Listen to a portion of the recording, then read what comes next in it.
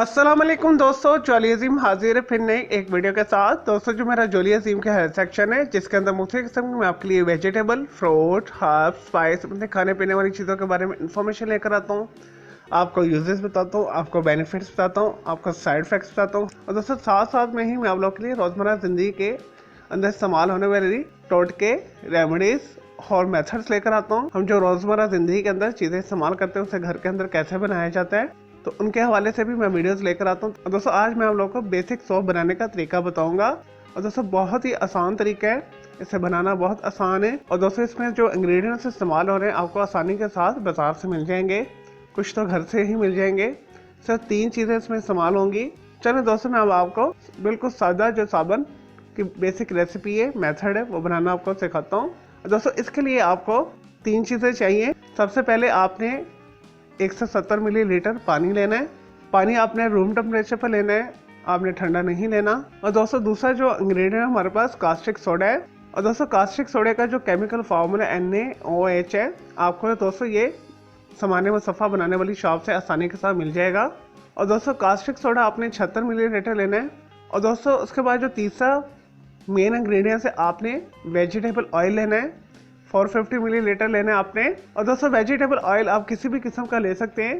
Canola oil ले लें, sunflower oil ले लें, पाम ऑयल ले लें, ऑलिव ऑयल ले लें, कोई सा भी आप जो है वेजिटेबल ऑयल इस्तेमाल कर सकते हैं साबुन बनाने के लिए। चले दोस्तों ये तो सिर्फ 3 इंग्रेडिएंट्स। अब बनाने का तरीका मैं आपको बताता हूँ। और दोस्तों सबसे पहले आपने 76 ग्राम कास्टिक सोडा को 170 मिलीलीटर पानी के अंदर मिक्स कर लेना है।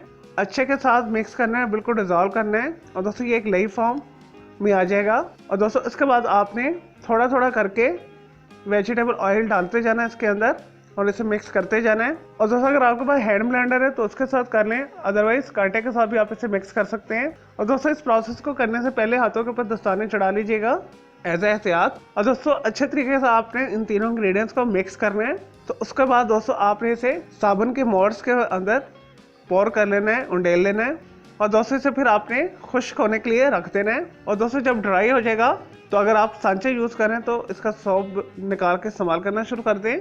बेहतरीन सिंपल 3 चीज़ों के साथ साबुन है। दोस्तों आप इसे बर्तन धोने के लिए भी इस्तेमाल कर सकते हैं, हाथ धोने के लिए भी इस्तेमाल कर सकते हैं, हल्का फुल्का मुँह धोने के लिए भी इस्तेमाल कर सकते हैं। चले दोस्तों मैं उम्मीद करता हूँ आपको ये 3 चीज़ों के साथ जो मैंने सिंपल साबुन बनाने की रेसिपी दी है, मेथड बताया है, आपको ये वीडियो पसंद आई होगी। और दोस्तों इसके अलावा आप किसी और वेजिटेबल, फ्रूट, हर्ब, स्पाइस, मुख्तलिफ खाने पीने वाली चीज़ों के बारे में इन्फॉर्मेशन लेना चाहते हैं, किसी केमिकल कंपाउंड के हवाले से पूछना चाहते हैं, कोई रेसिपी लेना चाहते हैं, कोई बीमारी का साइकोलॉजिकल मसला है, कोई डेली टिप लेना चाहते हैं, किचन टिप लेना चाहते हैं, या दोस्तों कुछ भी पूछना चाहते हैं तो जस्ट कमेंट के अंदर क्यूरी कीजिएगा, मैं आपको उसका ज़रूर रिप्लाई दूंगा।